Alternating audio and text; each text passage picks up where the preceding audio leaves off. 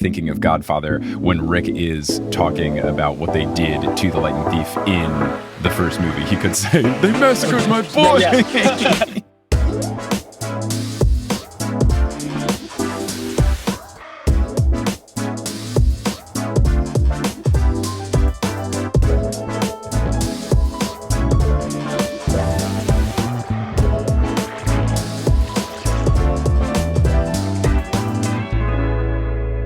What's good?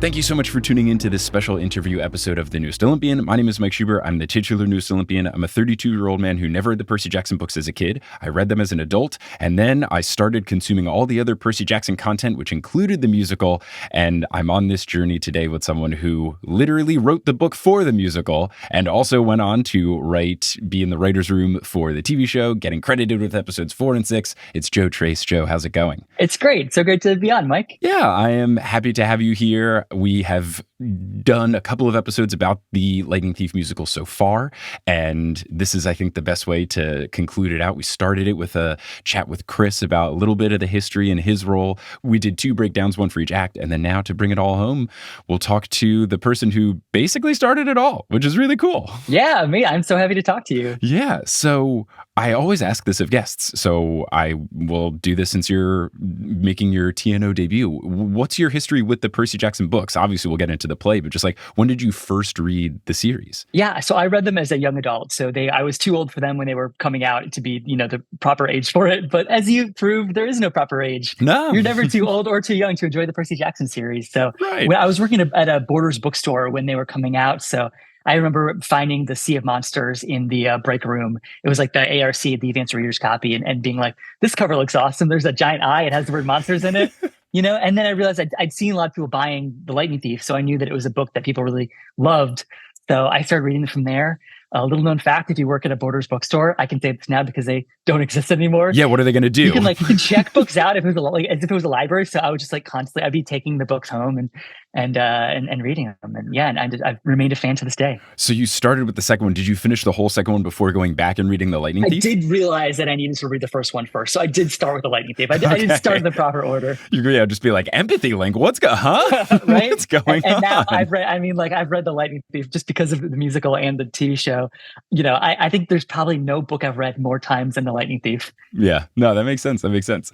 So as far as writing the play and doing all the work there, there's a couple of great historical deep dives of it. I'm sure you were interviewed for the YouTube video that's like a 40-minute documentary called something like The Audacity of the Lightning Thief musical. Yeah, Waiting in the Wings, which they do amazing Broadway documentaries, and so it's really cool to have. Yeah, when they interviewed me, I'm so bad with dates, so to go back and look at my files and be like, oh wow, yeah, we started working this musical a really long time ago. Yeah. So I would highly recommend anyone to watch that to get the super nitty gritty of the history. But one thing from that video I found interesting was when you were starting this, it was kind of like a job application type thing from TheaterWorks USA, who wanted to make this a bit of a touring school production. And in the video, it said that you had 2 months to write sample scenes to kind of prove that you could do it. And I'm curious, what were those scenes? And then did those get changed drastically when it actually came to be the full-fledged version of the play? Yeah, the very first, one of the things they were looking for, they were like, what's your take on this? How would you, because of course you want to adapt the book, but it's what they were looking for was a specific way in that would make this version of the stage show feel special and unique. And I think even if it wasn't what I ended up doing, they wanted to know that I had a vision. So, the very first thing that I wrote was the scene where Percy and his mom go to the cabin at Montauk, and around a campfire, she comforts him and implies that there's something bigger that he's meant for. Because to me, I really felt that, the Sally connection is the emotional core of the Lightning Thief. He's trying to save his mom, and it's that relationship that's his tether to the real world, even when all the amazing fantasy stuff is kicking in. So I felt like a scene that showed that bond would get to what's emotional about it. And I kind of had a suspicion that other people who were writing scenes maybe leaning into the fantasy of it. And I was like, I bet I'm the only one who's going to write the mother's son, that emotional core scene. And then talking about it, I was like, well, Greek theater, there's a long-standing tradition of Greek stories being told on stage. In fact, they are the original theater. And so, the idea of like, would we do the musical as almost like a campfire story? And I think my first pitch was like, it's a group of people who are gathering around a campfire to tell the story of Percy Jackson. And even though that's not what the musical ended up being, that sense of like a group of people gathering to tell the story live is still the sort of framing device of the show. The musical begins with all the Half-Blood kind of coming out and in the sort of punk rock way, sort of started to angst out about their issues with their parents. Yeah. I mean, I think for me, that was my favorite part of Act One, just everyone gathering around the campfire, being, a little angsty, but in a fun, like not bad to watch, angsty way. Yeah. Just like grumpy teens grumping about their parents. Like it felt really true to form, and it really felt like a believable thing, especially if you're a fan of the series and a reader of the books. Like, yeah, this tracks as something that these characters would for sure do at Camp Half-Blood. Yeah. When Robbie Kiki, the amazing composer lyricist, came up with the lyric, "Oh, things couldn't be worse when your parents run the universe," it was like that song just came together from there. That's a great line. I can claim no credit for that. Rob wrote an incredible line there.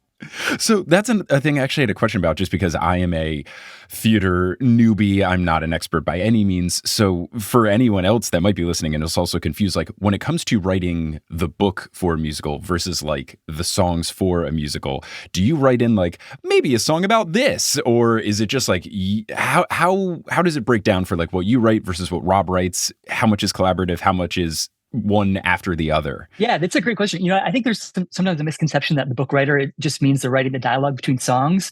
But I think like if a book writer is doing their job correctly, their job is to be the keeper of the story. So, even though songs are coming in and honestly, often when I write musicals, you write the scene as if it's a play. And then your composer lyricist is going to take the best part of that scene, the emotional core of that scene, the thing that feels most, the reason that scene exists.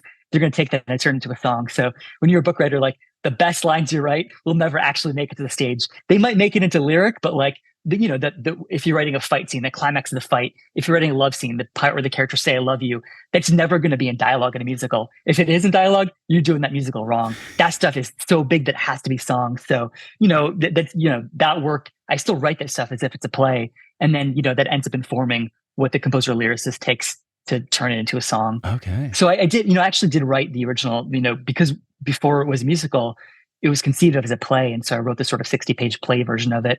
And it felt like there was so much ground to cover, and the emotional like turns were so sharp that you kind of need the music to come in and let you be as big as you need to go, let you get the emotion through music and through song that you can't really get through dialogue.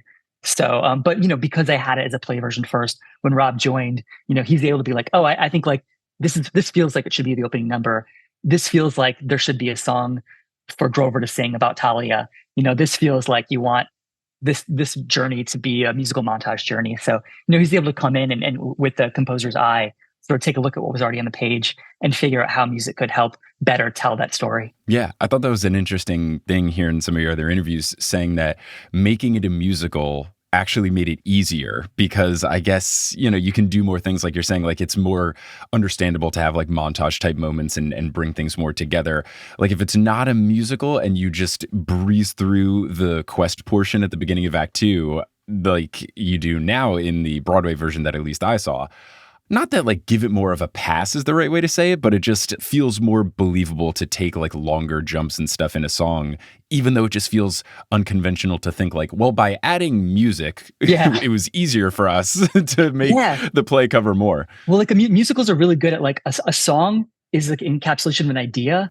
So like for the road trip stuff in Act Two of the musical, the song Drive that covers basically everything from leaving Medusa's to arriving in Los Angeles. That's all one song. In a play version or in the TV version, that's like what, 5 episodes there? There's a lot of ground to cover, but a musical can take a song and say, this song is about the idea of getting from one place to another. So anything that feels like it lives within that world feels like it's of a piece of this song. So you're able to montage in a way that like, it is a lot harder in a medium that doesn't allow for music. Yeah. When the initial jump happened where you knew that you were going to be able to make it like a full 2-act play, was that exciting for you to kind of like go back to the drawing table and be like, all right, we've got more time. I don't have to make it so rushed. Like what was the experience like of knowing you had more room to play with? Yeah. I mean, when we were writing the hour-long version, which we always talk about the hour-long version being a roller coaster and the full-length version being the whole theme park, we always were like, there were things we would have loved to do, but just knew we didn't have the time to do. So, poor Rob was always like, I wish that Percy could have his own song. I wish Annabeth could have her own song. We're like, we got no time for that. We got to get to the underworld. But we had this sort of mental list of things. We're like, oh, if we could only ever get the chance to make this a full length show, here's something we'd love to include. Here's a song we'd love to get to. Here's a moment we'd love to get to. And the truth is we never actually thought we'd get that permission because the rights were so entangled. It really was just the success of the hour-long show, the fact that fans loved it. They let Rick know they loved it. And we were able to sort of go back to Rick and to Fox, who had the rights, and sort of from the little piece of rights they'd carved out for us, expand that so we could actually do the full length version of it. Yeah. So you mentioned Rick, and that was another interesting thing I learned is that you had, it felt just from the description, a very like Godfather-y dinner with Rick, where it was like you met for dinner and Rick gave you his blessing and he talked about being burned in the past. Can you tell any sort of story about what that dinner was like? I'm fascinated to know what food was eaten. Very, very Godfather. I think it might have even been an Italian restaurant to sort of add to that. Like, you're sitting down with this, it was Rick was in town, I think, for a book tour. He was visiting New York. I was so nervous. I actually bought him a Christmas ornament because I was like, I have to have a gift for I have to very Godfather. I have to present him with an offering. So I worked in Connecticut and I went to Grand Central every day. And so I stopped and I bought him, I was like, I want something godly, like the New York and godly. Mm-hmm. So I bought him an ornament of the Hermes statue at the top of Grand Central. Yes. But I was so nervous that I never gave it to him. So I had this ornament just making my leg all sweaty in my pocket. And I don't still to say Rick never knows that I had an offering that I was too nervous to give to him. But now that ornament hangs up in my tree every year. And every time I look at it, I'm like, I did not have the courage to give this ornament to Rick Riordan. Well, maybe you can get another one. I'm sure they're still selling it. Yeah, maybe exactly. If you're in season 2 writer's room, you can be like, hello, hey, Rick. yeah. Here's a non-sweaty version. Rick, if you're listening, I'm sorry I never gave you that ornament, but I'm glad you still gave me the job. Yeah, look, you gotta take it. I think that's probably the bigger win. I also like thinking of Godfather when Rick is talking about what they did to the Lightning Thief in the first movie. He could say, they massacred my boy. I know, you feel like Rick would send a Medusa head to the movie producer. To Chris Columbus. He says, oh my God, that'd be fantastic. Gosh, I absolutely love it. And then Hollywood producer turned to stone. Incredible. So when the play eventually got to the point where it was going to be on Broadway, I learned that it was feeling like a 4-month gap in the Schubert theater, the heathens that spell it without the C, who have made my life difficult my entire life. But was it that just going in knowing at max we will have a 4-month run, but who's going to turn down a Broadway opportunity?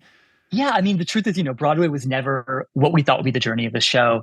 You in your wildest dreams, you're like, it would be great to see the show on Broadway, but you never think that's going to happen. And yeah, it really was. We had, every time we did the show, we always thought that was the last time we were going to do the show. We did the hour-long version. We got a New York run. That New York run had to be finagled the rights to even perform in New York at all. We thought that was it. We got to come back and make the full-length version of it. The full-length version ran off Broadway. We great, that was it. Suddenly we had a national tour of the full-length version, and that felt like, okay, this is it. We're going to go out into the world and then come back and then call it a day. And then we played the Beacon Theater in New York, the full-length version as a tour. Played this amazing, famous rock and roll concert venue here on the Upper West Side in New York. And the Shuberts were in attendance, and they saw how much the audience was loving it. They saw how much passion and energy was in the show. And yeah, they did have the scheduling gap to fill. So they said, hey, we have a Broadway theater. Do you want to take the show to Broadway? And, so what Broadway ended up being for us, for a lot of shows, Broadway is the start of the journey. And then the tour happens from there. Broadway was our final tour stop. So, we weren't able to change up the lighting scheme or the set or the costumes or anything. It really was the tour went around the US and Canada. And then for its final leg, it did a sit down 4-month run on Broadway, which felt like the coolest, biggest possible way to, say goodbye to this journey. Yeah. Now, when you are getting the Broadway call up, if you will, obviously, like you just mentioned, you can't change everything, especially with it being short notice and all that. Was there anything in particular that you were able to change? Or at that point, do you feel like we've done so many runs of the show, we know what the show is at its core, we don't want to change it just because now we're in a new fancy theater? Yeah, I mean, the reality is we couldn't change it. Our cast is on tour, everything had already been teched. We didn't have time to retech anything. I think, and I could be wrong in this, but I'm pretty sure the only change we made was bigger leaf blowers or bigger toilet paper rolls for the toilet paper explosion moments. I think that was the only concession we made to a bigger Broadway house was more toilet paper. That's great. That's great. Now, before we move past the Schubert Theater, I did want to ask this just because I have struggled because everyone wants to spell my last name without the C because of these people, even though Franz Schubert, arguably way more famous, and he spells it with the C. But with your last name, Tracz being spelled, what's the worst someone's ever like mispronounced your name? And what is the most common mispronunciation that you get? Worst, Joe Tracz. Oh, no, really? Yeah. So, oh, terrible. You know, it's my last name's Polish, so I think in probably the actual Polish pronunciation probably actually does sound a lot closer to trash than we Americanized versions of it are. But my last name is pronounced Trace, like it's an E at the end instead of a Z. But I answered anything. I've heard every version. I'm guessing you get a lot of like tracks, like where they just like go straight down the barrel. A lot of tracks. Yeah, but I take no matter how you mispronounce my name, it's always going to kind of sound like a private detective. Joe Tracz, Joe Tracz, Joe Trash. Those could all be private eyes. Ooh! I think we found the next musical that you got it right. So when it comes to the props, I find it very interesting. Like, I absolutely loved it. I loved the feel of things feeling like homey and low key, but also at the end of the day, like they still look really cool and some things are really impressive effects. Was that something that you had written in, or was that something that just like came as you were developing the play, some of the ideas for like leaf blower for water powers and like the big dress effect that you do for the Oracle? Yeah, I mean, I always had the idea that we would use what Shakespeare calls like rough magic, like stage, like we'd never try to hide the stagecraft because I knew that the show was being written to be performed in libraries and cafetoriums. And, you're not going to get the Broadway. It was never written for a Broadway budget. It was always written to be inventive, which is why things like you have Percy say, pen, and suddenly he spins around and someone else hands him a sword and takes the pen away. And he finishes spinning around and says sword. And that's like, we're not trying to hide that transformation there. But I did, in writing the script, I would say things like have fun, director, or I have no idea how you're going to do this. And trying to cheeky admissions that I was making this someone else's problem. But we had a great team, and Stephen Brackett, our director, who I've worked with on multiple shows. He did my musical Be More Chill as well as Lightning Thief, was so game to try to find these creative theatrical magic solutions. And, I think How to Do Water was when we were interviewing directors to take on the show, we'd always ask the question of how they would do water. And I think a lot of times in theater, like water is like rippling blue fabric, which like, you're like, yeah, I mean, it makes sense, but it doesn't make sense for Percy because like that sort of like arty pretentiousness just feels so wrong for the spirit of Percy Jackson. So, when Stephen joined, his original idea was fire extinguisher, which felt cool and dangerous and exciting.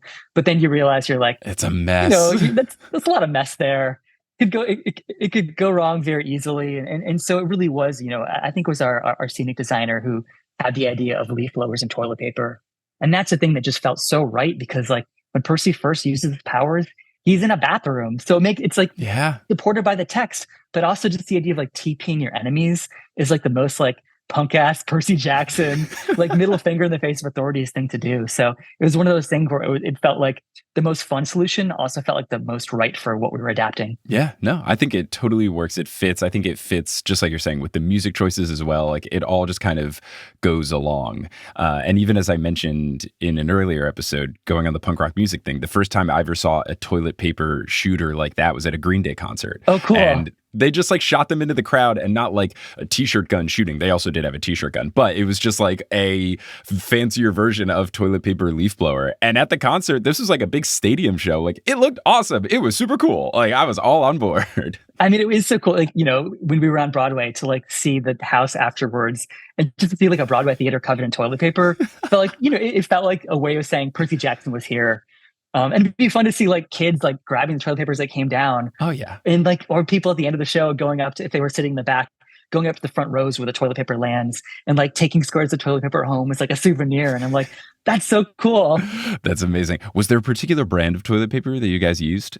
Like were you going Costco, Kirkland Signature, because you were getting it in bulk? That's a great question. I think there was R&D of different brands to find out which brand would like sort of hold its integrity the most while it's being shot out of a leaf blower. Oh. Man, this is a science fair fourth grade project if I've ever heard of it. I Like hope someone does which this. toilet paper that God, I mean, Yeah. even inspired kids listening, do this for your sixth grade science fair. Like which toilet paper has the best flight angle? You know, Yeah. what makes the most dramatic effect? I mean, it would work because now what a beautiful thing has happened with the play. Like people are doing this play all across the country at schools, at community theaters. Like this could be important research for people to conduct. Is like what brand is the best? Yeah, totally. They could sell this research to any theater who's doing the Percy Jackson musical. Be like, hey, buy my report. Ooh, maybe I'm gonna have to do this. Maybe I'll have to do it. I want to know what you find out. I mean, that is the coolest thing is knowing that, that was always, Broadway felt like a pipe dream, but the dream that we always wanted to happen would be able to license a show and have it go out. And like, we were always limited in the number of people we could have on stage because first of all, for the hour-long show, they had to be able to fit in a van, to go from town to town. And even for the Broadway, for the tour, you're limited in the number of people you're able to afford to hire. But Rob and I always dreamed of the show being done with like 60 people or like a Camp Half-Blood that's like, where there's like 10 people in each cabin. And when a show's done at a school, or community group, they can do that because you have a lot of willing bodies to be on stage. And so the coolest thing is for me when I see photos of these productions that have like cast of 50 people and they're all in their Orange Camp Half-Blood t-shirts and they're all coming together to make the show. And that's like the coolest thing. Yeah, I think the flexibility is really nice. The not huge barrier to entry of like doing the show its justice is awesome. And then just like you're saying, you can do something where if you're a small community theater and you have 6 people, you can do it with 6. Or if you're a fourth grade class and you are however old and you don't want to learn a million lines, like, yeah, you will be just Medusa and you will have one little tiny scene. And you know who's going to love it? That fourth grader and his family. Yeah. Like, I love when I see cool. like in programs because of course there's so many named characters in Camp Half-Blood and we have a small handful of them who have lines in the show because we had a small handful of actors. But I like seeing programs where it's like they cast the Stoll brothers, they cast like, and you're like, of course, like as some kid on stage, you don't want to be like, I'm just an anonymous camper. You could be like, well, no one's playing, Travis Stoll, so it may as well be me. Oh, that's so cool. I really like that. Yeah, I think that's one of my favorite things about the play is just like what it has become. The journey of the play itself is so cool and what it means to the fandom is so cool. Even overcoming the initial people like being hesitant and people thinking it was like, I was so shocked to learn that like the initial reaction before it came out was people being like, oh no, like they weren't excited. And then obviously once it came out, people were really stoked. But I think to go from that and kind of like for the longest time before the TV show be like the definitive adaptation of Percy Jackson. And now it's just like, it's so beloved. Like I just love everything. And now it's all like getting performed everywhere and stuff. It's so cool. Like what it's done for the world of Percy Jackson. Yeah, it was fun to follow that journey from skepticism to embracing it is like, and I think it helped that like, Rob and I were fans. And so we were approaching it from the place of our own fandom, instead of feeling like, oh, we're from outside of this world. We're going to come in and, give you Percy Jackson fans a little something. It was like, the things we wanted to see were I think the things that people really wanted to see too. Yeah. I mean, and one of the most positive and affirming nods you could have is on Rick's website. He has the thing where he says, I haven't seen the play, but based on people who I respect, my readers, they love it. So I fully endorse it. When that happened, was that just like completely out of the blue? Did you know that was coming? Was it just like cool? Like, all right, nice. We did it. Like Rick officially has stated this thing is good. Rick Riordan. I mean, it was hugely, rewarding to hear that. Yeah. Throughout the process, because I had that initial meeting with Rick where I got his blessing to create the show. But, after that, we didn't have any contact with him during the Riordan musical. We would go through his literary agents who were amazing, Nancy Galton and Marietta Zucker, who, would sort of be our liaison. So if we had a question about a pronunciation or something we were wondering if we could change, we would ask them and they would give us an answer. And whether that came from Rick or just through them knowing Rick, they were our messengers or go-betweens. But, we knew that Rick wasn't likely to see it because at that point he was still writing, he was writing the Trials of Apollo and Heroes of Olympus. So he's like, I don't want to, I had those voices in my head. It's hard for me to hear someone else. And it's been interesting now because of course, with the TV show, he even admits that the voice he hears in his head when he writes Chalice of the Gods and the new Percy books, he hears Walker and he hears Leah and he hears Arian. Mm-hmm. It is like that sense of like, once you start hearing somebody playing your characters, it's hard to separate them. And I think in a cool way, he's really embraced that with Walker, Leah, and Arian and dedicated Chalice of the Gods to them. And it's pretty affirming. Like when I hear these characters in my head, they speak like these actors now. That's really cool. Yeah, it's so interesting to see him, roll with the change of the fandom as well, and it's fun to see him be directly involved with the show. And I think the whole journey is going to be really fun to see how far it goes with just this TV show. Do we get into Heroes of Olympus? Like, is it something new and different? Like, do they do an animated series? Like, there's so many possibilities now that he's like fully into adaptation world, and I'm fascinated. Yeah, and I think there was so much skepticism because of his experience with the movies, which obviously is outlined in great detail on his website. I think there was a lot of skepticism, and I think that skepticism did, probably from the fans especially, inform the announcement of the musical. But I would like to think that the success of the musical like proved that Percy can be adapted successfully, and in some small way paved the way for the for Rick's involvement in the TV series and his embrace of adaptation as a way to continue telling the story of Percy. Yeah, I would say for sure it helped. And I can't say with definitive proof, but I think that's got to be a thing for him to have those movies be so bad and then to have the musical be so beloved by the fandom, which is all he cares about. Like, I'm sure he's not looking at the Broadway reviews and being like, oh, like, no, as he even said on the website, like his readers are the only people he care about. They liked it. So I'm sure that brought him into excitement to try again to make a proper adaptation and let me get involved this time. Yeah, it's why it was so cool then to be invited to come join the journey of the TV show, because that was, Rick was in the writer's room with us every day, Rick and Becky both, to go from him being this sort of distant, godly parent we tried to please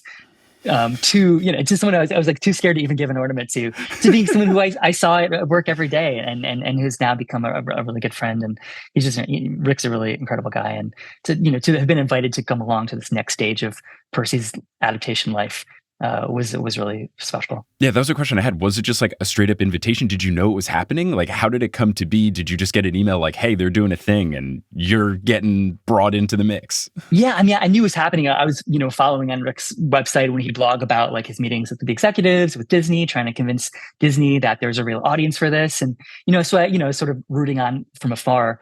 But yeah, then I got a call from my agent saying, hey, do you want to interview, do you want to sit with John and Dan, the showrunners of the Percy show, for a potential writer's room job? And, I've jumped at the chance, and I don't know for sure that Rick was the one who passed my name along to them, but I kind of have a feeling that maybe that's how I got put on their radar, was via Rick recommending me for it. But yeah, I sat with them and they had such an incredible vision for the show. And I was like, I'd love to be a part of that. And they were nice enough to hire me. Yeah, I mean, I'm not sure either. I did talk to John Steinberg, and he had said when he was talking a little bit about the writing and working with you, he mentioned that another big factor was the work that you did adapting the Lemony Snicket series, the series of unfortunate events. So I think that's could be a two birds type of situation. Yeah, which is another show, another series of books that I loved completely. Felt like hadn't gotten its due with the movie adaptations and got to be a part of and bring that to life too. Yeah, I loved those as a kid. I did have a question that I guess since this came up, I'll have to say, is there a particular favorite part of the series of unfortunate events that you have? And why is it the time where it says never, ever, ever, ever for 2 consecutive pages about putting a fork in an outlet? Yeah. I mean, that's one of the fun things about that series is it's so literary, and the fun thing about adapting it was like trying to find the equivalents for how Daniel, aka Lemony, plays with the literary format. Whether it's like when the Baudelaires are thrown down an elevator shaft, there's like pages and pages of like black to show they're falling down an elevator, and you're like flipping through it as a reader, being like, "What happened? What happened?" And, trying to find the equivalents for that in the visual medium, because that book is all about just like playing with form in a very different way. From like Percy is much more like straightforward story. Lemony Snicket's much more like, we're playing with the medium. So like, here's like where we're like making you feel the drama of this moment. Here's where we're going to step out and remind you this is all a television series that you're watching. Yeah. I still remember being, I don't know how old I was, maybe like 11 or 12, but I remember when I first read the thing with the never, ever, ever, ever, I was like, you can do this? Yeah. In a book? You can tell jokes like this? Yeah. You can play in the space? And that was just like such an eye-opener for me. Yeah, or like, there's like a page on deja vu, and then you flip the page to the exact same page, and it takes you a moment to be like, was there a misprint? You're like, no, it's a joke about deja vu. Just an author doing bits. You got to respect it. I love a commitment to a bit. Absolutely got to love it. I mean, Lemony Snicket is nothing if not the world's most massive commitment to a bit. It's just so good. It's just so good. So when it came to writing the TV show, I thought something that was funny, and you touched on this in your interview with Mozart Dona. The two episodes that you happened to write were like the two parts most glossed over in the musical, where the musical's like, let's just do the Echidna, Lotus Casino, all that stuff really quickly. And then those are the two episodes that you wrote. When it came down to writing those, were you particularly excited to have the new challenge of writing stuff that you hadn't written before, or were you just going to be happy with whatever kind of episodes came your way? Yeah, I would have been happy with whatever episodes came my way. I mean, the way it works in the writer's room is, people get sent off to outline on their episode, and it just sort of becomes about like division of labor, like who's outlining something else right now, who's on something else. So there's never any sort of like volunteering for a particular episode. It is, what the showrunners assign. That said, I was pleased to have it be two things where I felt like I hadn't gotten to dive into those stories before. And, and I co-wrote both those episodes with John Steinberg, who's our showrunner, who's just the smartest, kindest person to work for. And, it was really about sort of serving. I did go back to like my initial drafts for the play to be like, was there any material that I wrote for Echidna or that I wrote for the Lotus that like was, some maybe unused gems that could carry over? There was none. It really was starting over with those stories and sort of saying, okay, like, the show's its own thing, separate from the musical. What's the version of these stories that works for the TV series we're making? Did you hear one of the more fun rumors that I heard when people found out you were writing episode 6 and Lin-Manuel Miranda was going to be in it? Did you hear the rumors where people are like, oh my goodness, it's going to be a musical episode? I did hear that. And then I was like, I wish I had a time machine so I could go back and picture the room, because it's a great idea.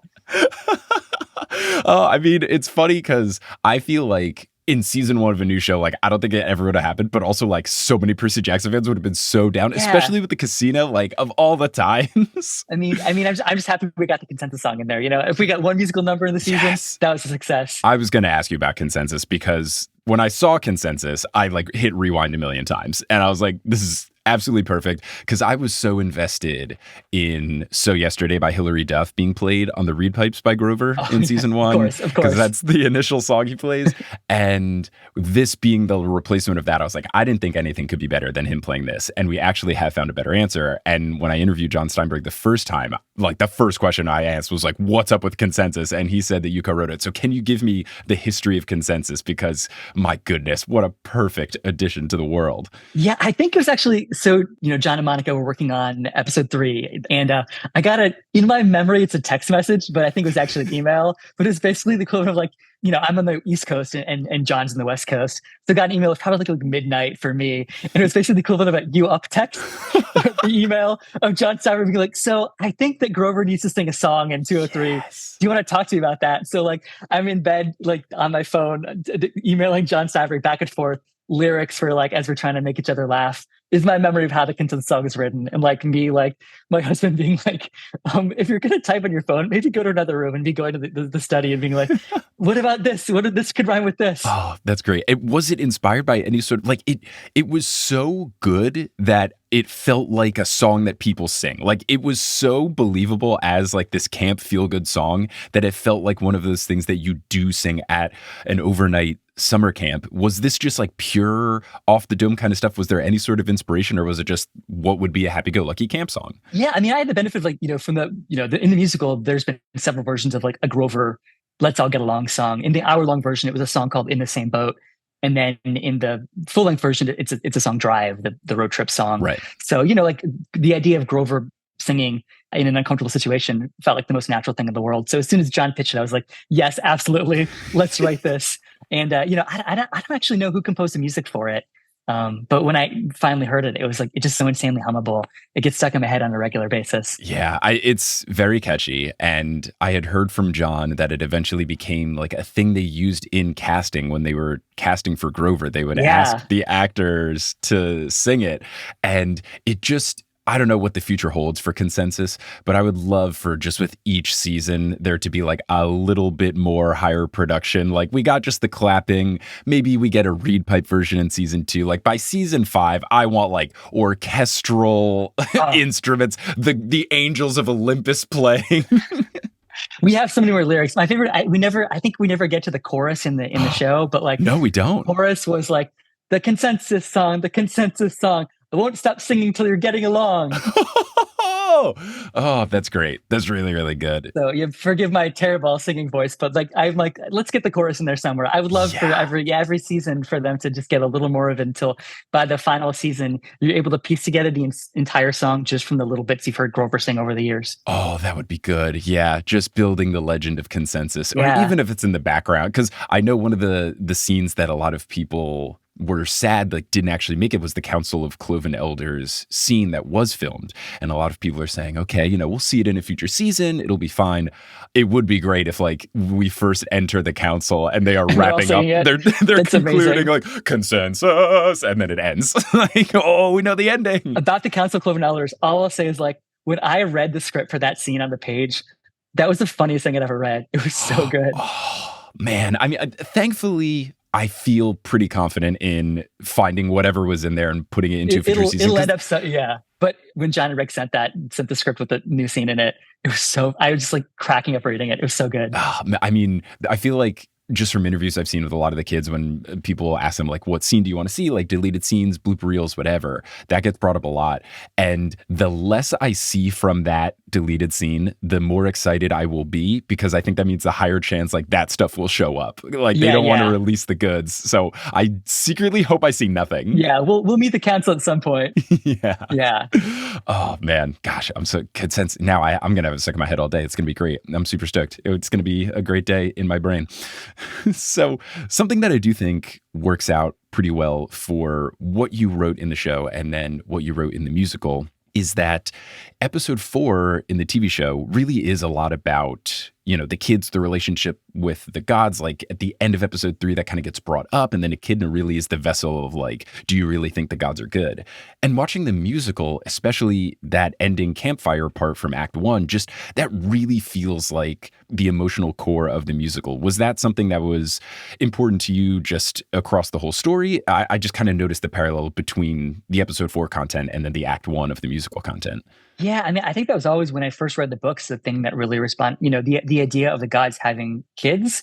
I think that's one of the things that makes the series so special is like, it's not just like, oh, look, God stuff in the modern day. It's actually being like, okay, well, the gods in the mythology do have all these children who they're not always there for. And if you take that to the modern day and start asking questions about like, what do we expect from our parents? When are our parents there for us? When do they disappoint us? When do we realize that like we're transitioned from kids to adults and that the decisions that we thought were unfathomable, we can actually see from their perspective. One of the things I really love in episode 6 is the conversation with Hermes, where Hermes says it was Poseidon who said not to get involved in your kids' lives because that only brings pain. And the idea that for Percy, his father's absence was always seen as a flaw, a sign that his father didn't love him. But from the perspective of the gods, keeping your distance is actually could be seen as a way of helping your child, because as a god, getting involved in the mortals' lives leads mortals to get hurt, as we see with Luke and his mother and Hermes. So the idea that as kids, what are the expectations we have from our parents? As parents, what are the ways we are or are not there for our kids? Was always a question that really resonated with me reading the books. And it was when we adapted the musical, a question that, the musical starts with kids saying, the gods have kids, and their kids have issues. Like that was always going to be the core driving through line of the musical. So I was so happy in both 4 and 6 to get to have episodes that explored that question, because to me, that is like such a vital thematic underpinning of the books. Yeah, agreed. And I think the musical really did drive that home. And I think those episodes did as well. And talking about things that go from the musical into the show, something that was fun for me, I didn't watch the musical until after I had seen the show. So when I watched it, it was so fascinating for me to see 2 things that I thought the show had originated, but then showed up actually in the musical first. The first of which being that you have Annabeth in that final fight at the end with Luke. And when I was watching the musical, I was like, oh my God, no way. So was that something that at any point in the writing came up as like, oh, hey, you did this in the musical? Or was it just like whoever was storyboarding just happened to kind of come to the same realization as you? That's a good question. I don't know where the origin story of that in the show, obviously like in the musical, because we knew that we're not going to tell the rest of the books in the musical. So some moments that happened later in the book series, we just wanted to hit but at the end of our show. So, the idea of Annabeth being present for Luke's betrayal and Luke making his pitch to the camp and saying, come join me. We've all suffered because of what our parents have done. Come join me and we can show them all. The idea of Luke making that pitch to the camp, especially Annabeth, was just something that felt like we needed to have in the musical. in order for the musical to feel like it could have a real ending and not just to be continued like it is in the book. Mm-hmm. I don't know if in the show if it was a case of like just parallel thinking, or if sometimes I forget what was in the book and what was in the musical, and so I may just talk as if like But I do think like the idea of Annabeth being there does feel like in retrospect just the kind of adaptation choice that like lets you have Percy and Annabeth have a real scene after that where they both are aware of what Luke, this person who means something to both of them, has done, and can connect about that and ask that question out loud of like, where do we go from here? Yeah, I think it'll be really interesting to see how they do it in season 2 of the show, because we didn't really get that kind of conversation in season 1. So that'll be an interesting thing. And I'm also wondering if it'll happen, the kind of like Mandela effect of everyone forgetting what actually happened in the book, because now the musical has done it and the TV show has done it. Yeah. Like, I wonder if it'll be one of those things where people will be like, whoa, what? Annabeth's not there in the book? What's the scorpion doing here? I love that. The scorpion's name is Josh, by the way, in the musical. Because in the hour-long version, the not the full-length version, the hour-long version, we did have the pit scorpion in there. And for some reason, it was just decided, canon, pit scorpion's name is Josh. I love it. Yeah. And then it didn't find its way into the longer one. He kind of just like stabs Percy. Yeah. Was it just because Scorpion seemed too silly, or what was the reason that went for that change? Yeah, I think we were trying to amp up the danger of it all, and like having Luke actually literally stab his friend in the back, like thematically and literally, felt like the way to do that. But yeah, I think I'm not sure exactly why we lost the pit scorpion, but that's another thing. I always forget the pit scorpion now, so I'm sorry, Josh. Gone but not forgotten. Yeah, exactly. Live in our hearts forever. I think talking about Luke, it's interesting because I feel like in the musical, just by nature of it only being so long, there's only so much you can go into detail for Luke and his backstory, how complicated you can get with it. And I feel like in the musical, it felt like kind of in between, like with the TV show, obviously you get like more time to develop that, especially bringing in the Hermes book 5 stuff into episode 6.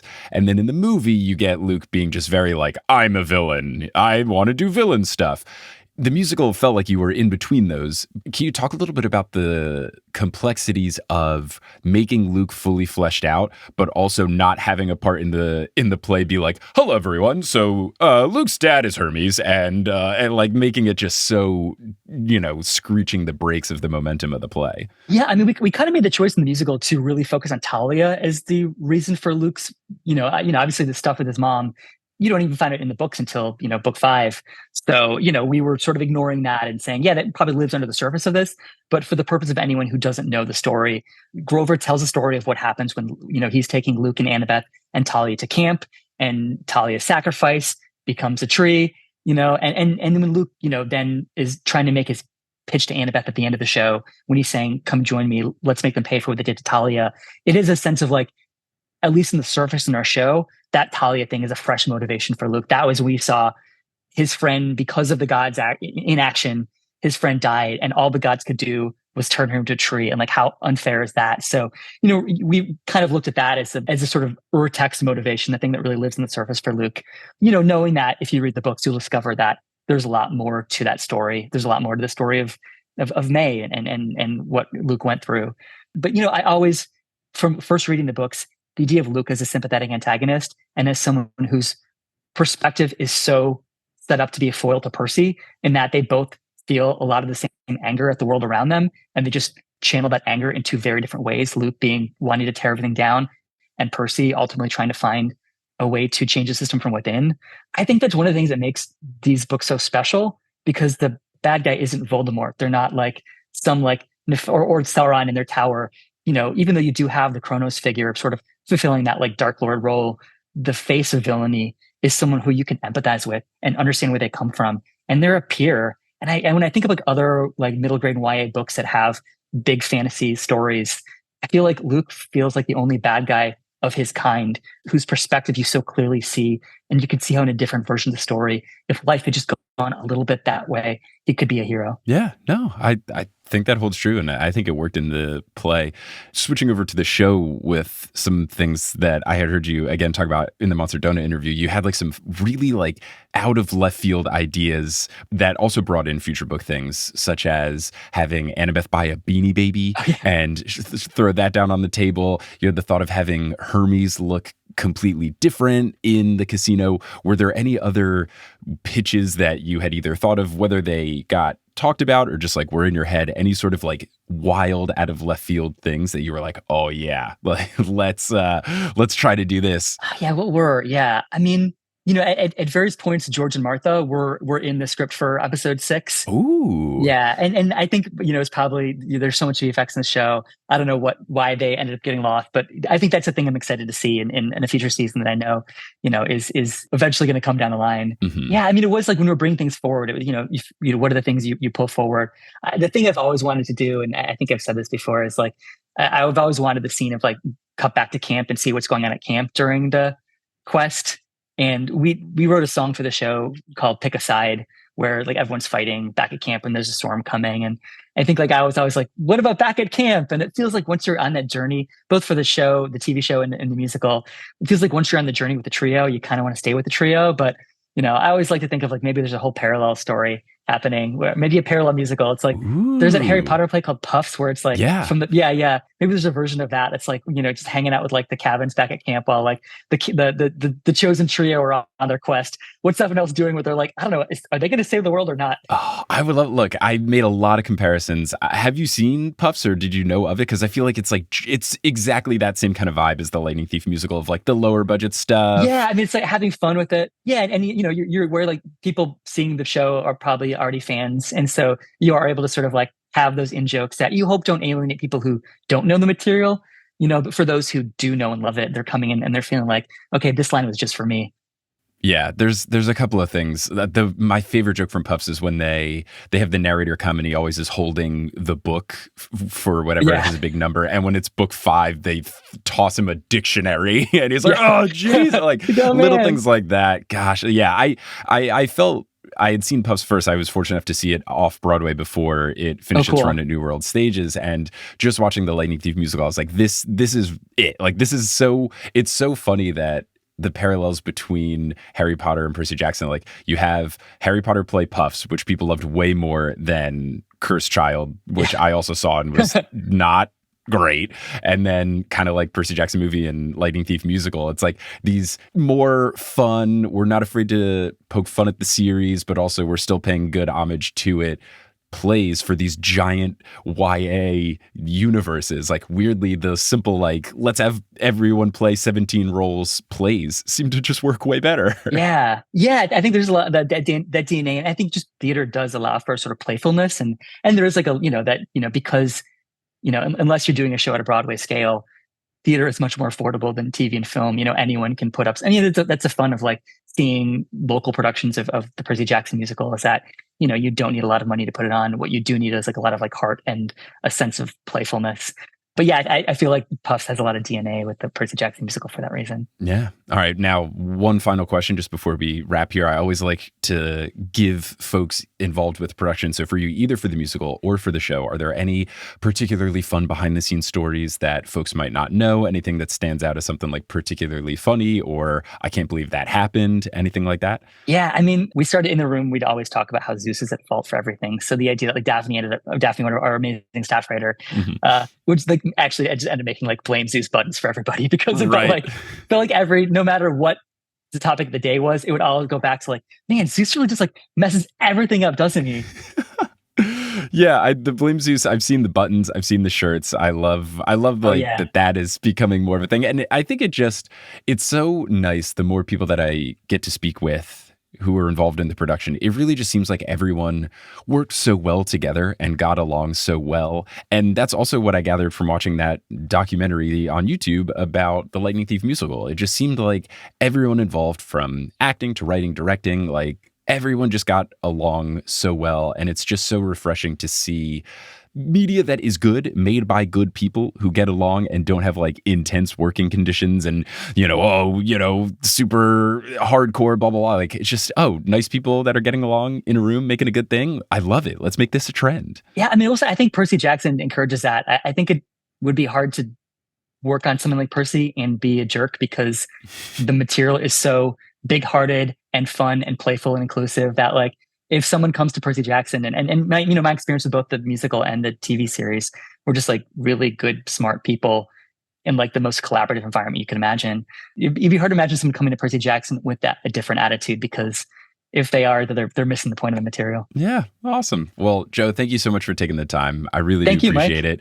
Yeah, is there anything you want to promote out to the folks? I don't know if you got anything going on. Obviously, season 2 is coming up. We'll see what's up with that. People can watch season 1. Anything else for people to look out for from you? Yeah, I mean, I'll say, you can do the Percy Jackson musical. It is available for licensing. Yes.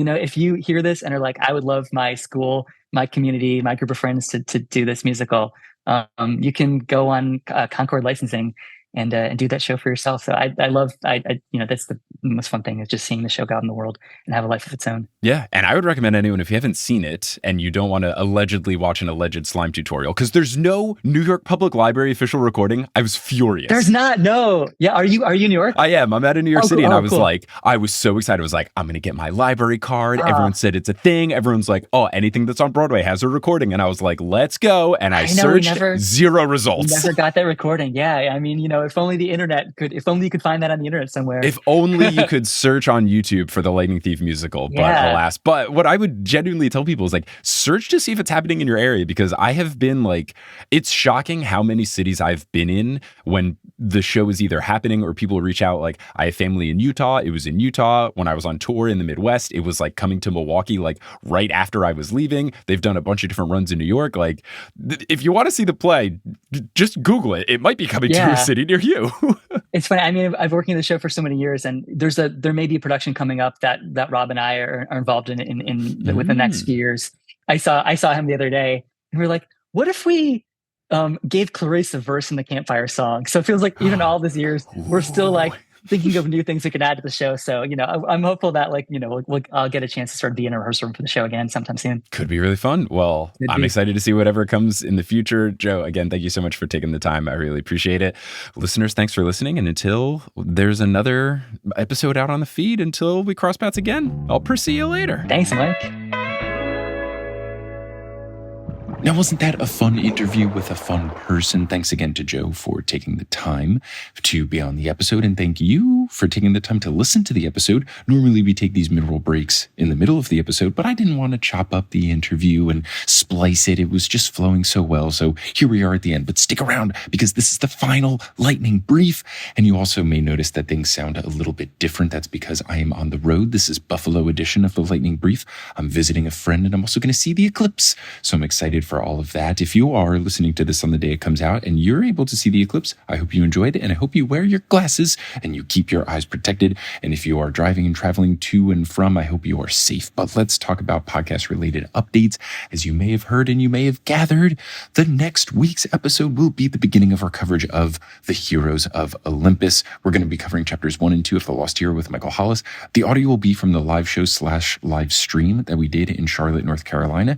If you missed out on watching that stream or the replay of the stream, I will be putting the video version up for purchase on the merch store. So if you want to not only listen to that episode, but see it, you can check out the video version. We had this really nice multi-camera setup, and I even took that video and took the high quality podcast audio and put it on. So even if you did watch the stream, that's going to be an even better version. And I'm going to email all the people who purchased tickets to the stream with a download link, so you'll get that version too. And speaking of video versions, I'm going to put the video version of this episode up on the YouTube channel for the News Olympian as well. I'm going to do it sometime during the week. I have been very busy this past week, and with this travel, it makes it a little trickier, but sometime this week, I'll get that video up. But yes, Heroes of Olympus is coming very soon. We also will be having a new merch item on the merch store to celebrate the beginning of the Heroes of Olympus journey. It's a TNO Heroes of Olympus style sticker. I don't know much about the Heroes of Olympus, and I didn't know anything before reading the first couple of chapters. And I saw that on the hardcovers of the books, they had this little circular gold logo. So I made, and by I mean Kelly made with me telling her what I think I would like and us working together on it, we made a holographic golden sticker that combines that with some TNO elements, and I think you will like it, and you can get that at thenewsolympian.com/merch. Now, if you really can't wait to hear that content, but you don't want to purchase the live stream, that is okay. I should be getting the episode up for the Heroes of Olympus episode. I should be getting that up relatively early. Normally on the Patreon, if I've finished an episode early, I will upload an ad-free episode as early as I can. And sometimes it'll be up by like Friday or Saturday. Sometimes it's just earlier on Sunday. But I think because I've had this audio for a while, I think I'll be able to get the audio up for this in like the middle of the week. So if you really just can't wait till next Monday, you might not have to if you go to thenewsolympian.com/Patreon. And if you follow News Olympian on Twitter, Instagram, or Facebook, you will see an update there whenever that is ready. But speaking of that Patreon, I want to give a shout out to the folks who have joined most recently. So shout out to our newest Ultra God tier patron, Hayden Neal, and shout out to our newest Demigod tier patron, Allie Thomas. Thank you all so much for your support. May Hypnos bless you that if you are ever taking an 8-hour train ride and you want to sleep for part of it, you can fall asleep. Now, if you're all caught up on the News Olympian and you're looking for a new podcast to listen to, you are in luck because I make a whole bunch of podcasts and I think they're very good. I'm very biased, but I think you would probably enjoy them as well. Now, one you might enjoy and something that has been kind of time relevant if you're wondering about what's going on with all this basketball around you, one of those shows is called Horse. I co-host it with my buddy Adam Amawala, and we talk about all things basketball in the NBA and the WNBA. We don't really cover the college stuff too much, but the episode that is coming out on this Monday does feature a lengthy discussion of Caitlin Clark and also LeBron James. So if you've heard these two names being floated around a lot and you want to learn a little bit more, check out Horse. It's available wherever you listen to podcasts, and we make the presentation of it open for everyone. We remove all the gatekeeping and we try to create a podcast that's available and accessible to folks who know a lot about basketball or nothing about basketball. So search for Horse wherever you get your podcasts or go to horsehoops.com. Now, unless you're listening on Patreon where you get ad-free episodes, you will now hear words from some sponsors. Some of those ads will be read by me. Others of them won't be. The ones that aren't read by me are inserted locally. So if you live in Buffalo, don't be surprised if you hear an ad for wings. But once those ads are complete, we'll just get into the outro and the ASMR mic segment of The Newest Olympian.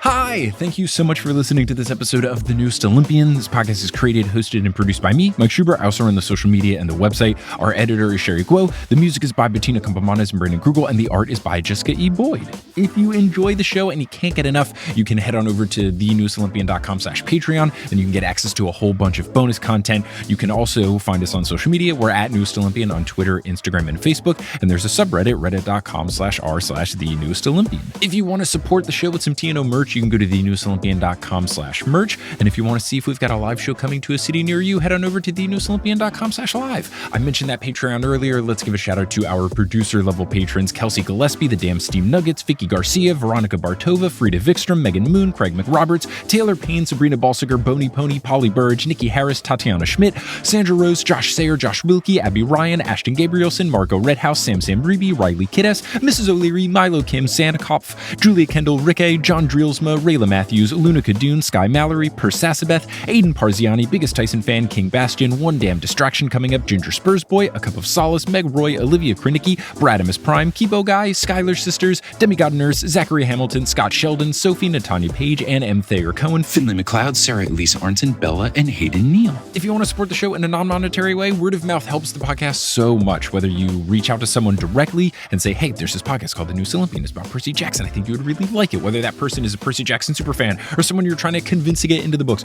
You can also just talk about the show on social media. That helps. You could even just leave a rating and review on whatever podcasting app you're using. All of these things really help. I appreciate everyone who has already done so, and I appreciate anyone who will do so in the future. But I'm just so thankful that you tuned into this episode, and I hope you tune into our next episode where we'll be joined by Michael Hollis live in Charlotte, North Carolina to discuss chapters 1 and 2 of The Lost Hero. But until then, I'll see you later.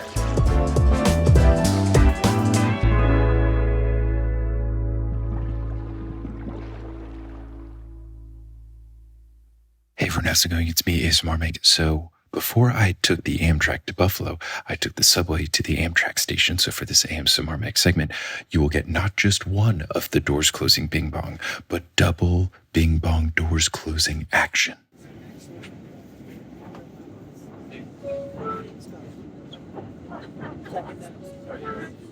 Thank you for listening.